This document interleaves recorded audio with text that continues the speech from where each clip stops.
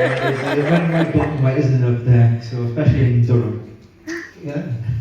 Where you were from as originally, well, yes? Well, I was from Pilo originally, and all my family were Sunderland fans, so you know, for me, growing up, I was always a Sunderland fan, and when they won the FA Cup in '73, I think that was the last thing that I won.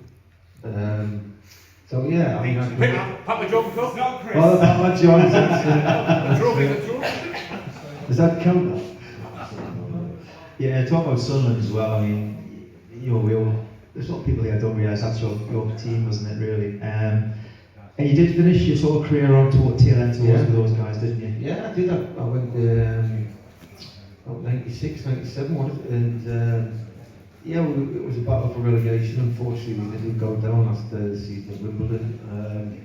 But yeah, it was great. I mean, the score against, you know, I had a free kick against Everton, went in against at the full end, where I used to stand, and it brought back a lot of memories. I didn't think I'd ever play for them personally because as I got older, I just didn't think it would ever happen. So when I got the opportunity to play, it was only like 8-9 games, I think, something like that. You know, obviously I had to take it, and obviously like my dad and brothers would have been very proud. Fulfill the ambitions as a parent. Then finally, Joe, Waddle, Chris's brother, was my kids' teacher at primary school. And the question is, you asked this question, the brotherly thing, who was a better sports person? It's not even a question, to be fair. Me, by Niles.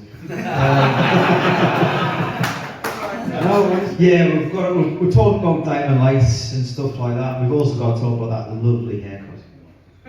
Kevin Keegan infamous Joshua, was it? No, that was it did in a way, I didn't want a full perm. See, the problem I had when I was at Newcastle United was I wanted long hair, so I grew my hair long, and then I got injured. So, you know, footballers are very superstitious and get these ideas. So I had my hair short, and I got injured. So I thought, if I mix it up, I'll not get injured. Right? So I had it spiky at the front of it and short on the sides, and I grew it here, but it used to come out here all the time. So my wife's cousin was a hairdresser, and she said, what I'll do is I'll put a really loose perm in the back of your head, and it'll just drop, and it'll be alright. It'll stop going out here. So okay, so I go down to the salon after work. So I'm sitting there, puts the curlers in, puts the thing on, and I'm sitting there. She's off on the phone. So I'm sat there, thinking, I'm telling you. And it starts smelling burning. And I'm trying to get up there, and she's on the phone, and I'm like, I don't think so, right with this thing on, you know. Anyway, she takes it off, and she's like, oh, I've left it on a little bit, just a little bit too long. Okay, so she takes these curlers out. Anyway, I look in the mirror, and she went, is that alright? This is a Thursday night. We're training Friday at the ground, at Newcastle's ground, and on Saturday we've got a home game. So, I'm looking at the mirror and I'm thinking, hey, it's solid, right? It did not move. It looks like an alien's landed on the back of the head. So I said, when will this, you told me this would drop and all that. She went, yeah, well, you will, but just keep pulling it like that all night. I sat with a bucket of water, and I sat like this all night. And it would not drop, right? It was like glue to the back of my head. So I go into training, this is the Friday now. Jack's manager. So I go in, hit the ground.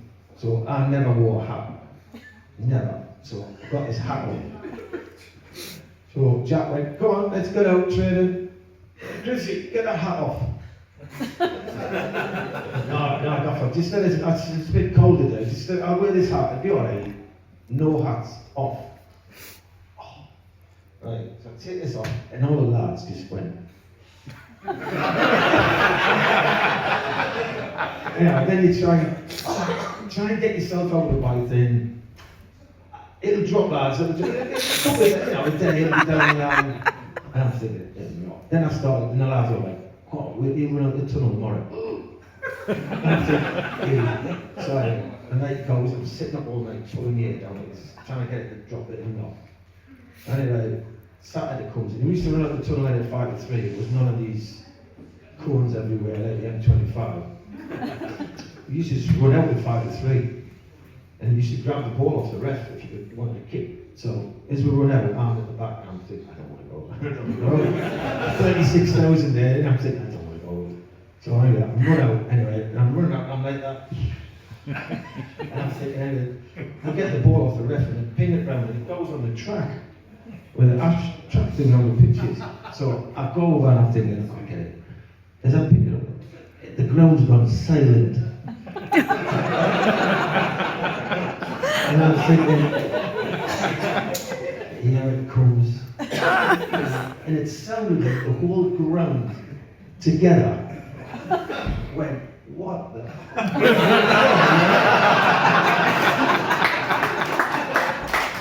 So, the funny thing about this was, right, and I didn't blame them. Anyway, 2 weeks later, the next home game, it had dropped. I mean, it had dropped right down here. So, ran out, similar thing happened, went to get the ball, and I'm waiting for some comment, not a thing, not a word about it. So I pick the ball up, kick it back on the pitch, and I look around and I'm thinking, is I not shouting now? And I look, and half the crowd at the CMA Cup. Cup final, Chris, what's your thoughts on that? And even the route towards getting the cup final? Well, we were involved in a lot of that League Cup as well. We lost Arsenal over 3 games, didn't we? We had a lot of games, too many games to be fair. But yeah, Coventry were up for it, give them credit. But it's a shame that team didn't win anything, because arguably you can say that was still probably, you know, the best side since. I don't think the teams we've had since Tom Ballard, I don't think it would have been nearly 17. But maybe it was just too many games. Was the squad, how big was the squad then? I mean, Now we started putting on a few of the young ones. I remember Everton away, we had to play Saturday, Tuesday, Thursday, and we sent a lot of the reserves up on the Thursday to Everton, because we just couldn't get the fixtures. You know, the players were getting injured and were tired, and we just played too many games. And yeah, I mean, a great start. Clive scores in a minute, whatever it was. Yeah, you think your name's on it. You know, when that goes in, you think, yeah, this is going to be one of them days. Unfortunately, it wasn't meant to be. But yeah, I mean, it was disappointing. I remember the night after the game, we had it went on, and we had it. You know, sort of it was booked obviously for a party type thing, but it was flat. And then, you know, we got on the bus the next day going round, and obviously some fans turned up, but it was just flat. You know, and then that team broke up. You know, which was a shame, because I thought, you know, the next year I thought we had a right chance of winning. well, last season at Tottenham, great. So, thoughts on Benners? Terry was the best manager I've played for. I thought he was excellent. He really knew the game, but he really did listen to you. When I told you earlier about Jack, we brought Jack for an hour and said, no, get out. Benners would listen to you and he'd put it into practice and training. If you had a point, you'd do it. And he said, go on, show us. And if it worked, he'd say, yeah, we'll do that. He was, you know, good, looked after the lads. Just good man management, but he knew the game. So I'd get up at, 10 o'clock, 11 o'clock, and I used to walk down to the local pub on the day of the game. And I used to go in, and I always had scampi chips and peas, 2 slices of bread, butter, and 2 to 3 pints of Guinness. I guess. So then I'd go back and I was asleep, get up, go to the game, and I had about, I think it was Villa, Millwall, somebody else, 3 midweek games, and right all that, and I scored 2, scored 2, scored 1. So anyway, after this run, then I said, I want to see in the office.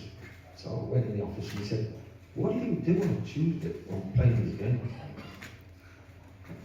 So I thought, I'm not going to lie. I thought, I get up, I go down the local pub, yeah, and stabby chips and peas, 2 slices of bread and butter, 2 to 3 pints of Guinness. He went, you had Guinness on the day of the game? I went, yeah. She said, you're drinking 3 pints of Guinness on the day of the game. And when he said it like that, I thought, oh. And he went, yeah. I went, I am, yeah. I said, I'm not going to lie. And he went, all right. He said, you've scored 5 goals in 3 Tuesday night games. Yeah. He went, so you're drinking, what? I went, yeah. And he went, you couldn't take the rest of the team with you, could you? And the way they played Sheffield Wednesday, I mean, that 92-93 season, we got both cup finals, unfortunately, we lost to Don't say it. North but yeah, great season it was, and a great set of lads. Hanging on. This is a bit like the Tottenham scenario, 87, where you played too many games. We played so many games. So the referee pulls his calf muscle, goes off, and the linesman takes over as referee. So the game starts, and we're looking at the dugout, because everybody's shattered. So everybody's looking at this dugout, where Trevor Francis is going, 5 to go. 5 to go. Okay. Then the ref runs past. Ref, how long are we playing here? He said to me 5 minutes ago, 5 minutes to play. The ref goes like that, who knows the linesman, and he goes, oh, I never started my watch. So we played 17 more minutes. This was proper Fergie time we were talking, Chris, isn't it? Steve Bruce scores 2 headers. We actually got carried off through our tail.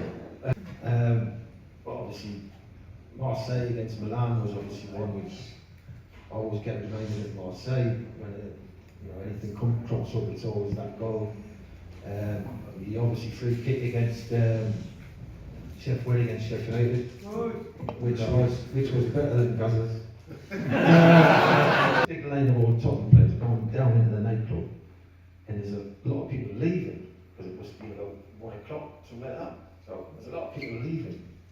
Anyway, as we stop, they stop, we stop, and I turned right, and it was Shirley Bassey, and I just couldn't help it, and I just went, Shirley Bassey, taking over like that, right? Enjoy the accent. And I went, it's Shirley Bassey. And the lads all went, what? I went, and she went, whoa, right, so she flew backwards. Anyway, it was like a domino effect. It went, all the way down the stairs. Shirley Bassey going on. Yeah. Anyway, she goes to the bottom, and I'm stood there, and the lads are like, what are you doing? And I went, Shirley Bassey. Anyway, as she comes past this, she's not very happy. And people have thought she wore a wig. She did. And her hair was a bit lopsided and everything. She got a line with me in the lane, and she just turned to us and went, there's something wrong with you. And I was like, yeah. So we get down the bottom and then go in the bar, stand in this block post like that. And we show that. And I'm saying, Shirley Bassey, she's come back to Chinese. So I turned around, he went, do you want a beer? And I went, it was Errol Brown out of hot chocolate. Oh, so I went again, didn't I? That's Errol, didn't I? Believe it. I was only in Trump about half an hour. That was again, Wembley, the brass band. Yeah, well, you know, England games, they used to have bands used to walk back and forwards across the pitch. And they were big, these brass bands, massive. So anyway, I went, come on, Gaffer wants you in the change room. Because I went, we'll have 5 more minutes. And when he says that, you think, something's going to happen. And you go, yeah, go on, then what we're going to do? We went, what I'll do is, I was at the tunnel end when the tunnel used to be the end to go. You go to the tunnel end, I'll go to the other side of the band, and you're going to clip the ball across it. And then I'll clip it back to you. What's the point of that? We'll just see if we can do it. Alright. Go on then. So, we hit this ball back and forwards for 4 or 5 times. Then he comes running through the band, like, and he comes out and he goes, right, change your plan. What we're doing now, you've got to ping it, really hit it hard, just above the band's head. No, that sounds a bit risky, that. And he went, nah, this is easy. So we go back and forwards, about 4 again. Then I miskick it, and it goes, whoa, over there. And all I can hear is the band's playing, whatever. All I hear is, so I just turn and run. So I get down the tunnel, and at Wembley, there's a door, well, there used to be a door here, and you go in, there was a physio's bed, and there was 3 baths, a big bath, and a row of showers. So I went in the top door, which is the next door to the changing room. So I go in and I sit on the edge of the bath and I'm thinking, you want to have some telly? And I'm sitting on the edge of the bath thinking, I can't believe that. So he comes through the door, silly. Anyway, he comes through, he's like this, he's laughing his head off. And I went, yeah, it's just his mentality. It's just, he's loved this now. So I'm thinking, yeah. He went, did you hear that trumpet? And I went, yeah, I did, yeah. I went, and as we're talking, he kind of stopped laughing, does that? The door crashes open, and it's the trumpet player. And he's got 2 guys, and he's got his arms around the bloke's shoulders, and he's getting his feet dragged like that. And his hat's on the side like Benny Hill. So we're in the bath like this, and he's there. And then Gaza went, are you alright, mate? He goes over, Gaza, and there's a bit of blood in his mouth. And Gaza went, what happened? He went, I don't know. He said, I pressed the middle button. It says that the next thing the trump's down the pan and he threw it. Natalia 90. And another infamous World Cup England was 86. Don't say anything about the God. Bobby Robson, free training camp, wasn't it? Altitude training, Yeah, we went to Colorado, altitude training, get used to it. It's going to be like Mexico, it's going to be lake, great place we stayed at. And one day we went training, it was like a big RAF base, and we trained there.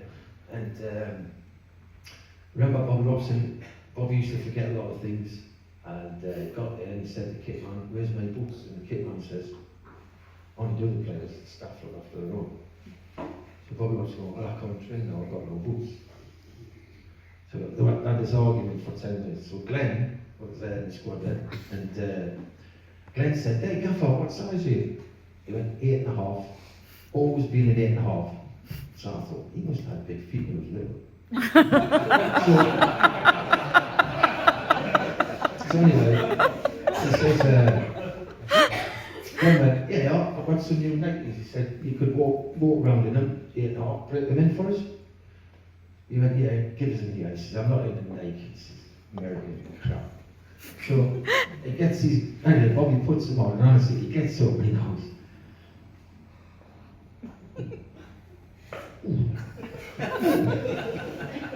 anyway, he walks out the change room.